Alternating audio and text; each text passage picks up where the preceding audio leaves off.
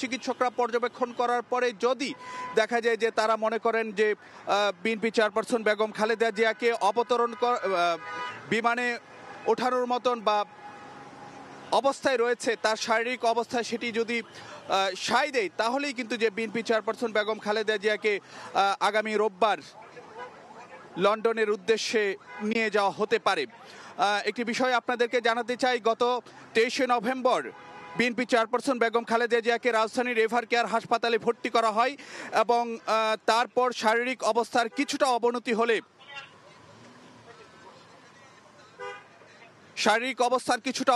27শে November BNP chairperson Begum Khaleda জিয়াকে সিসিইউতে নেওয়া হয়। এরপরে কিন্তু যে একটি বিষয় বেশ জল্পনা কল্পনা ছিল যে তাকে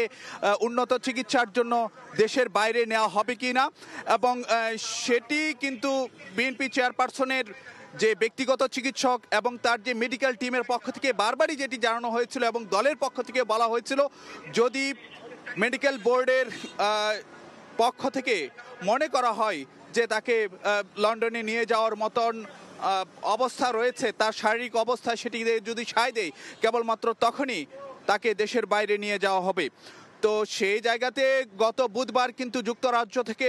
বিশেষজ্ঞ চিকিৎসক রিচার্ড বেলি এসেছিলেন এবং একই দিন রাতে চীন থেকে এসেছিলেন 4 জন বিশেষজ্ঞ চিকিৎসক। তাদের মতামতের ভিত্তিতে এবং মেডিকেল বোর্ডের সিদ্ধান্তের ভিত্তিতেই গতকাল দুপুরবেলায়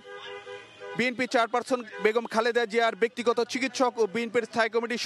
সদস্য ডাক্তার এজেএম জাহিদ হোসেন জানিয়েছিলেন যে বিএনপি চেয়ারপারসনকে বৃহস্পতিবার দিবাগত মধ্যরাতের পর কিংবা আজ শুক্রবার সকালবেলা তাকে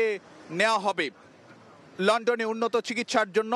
এবং এখানে যে বিএনপির ভারপ্রাপ্ত চেয়ারম্যান তারেক রহমানেরও সম্মতি রয়েছে, সে বিষয়টি কিন্তু গণমাধ্যমকে জানিয়েছিলেন বিএনপি মহাসচিব মির্জা ফখরুল ইসলাম আলমগীর।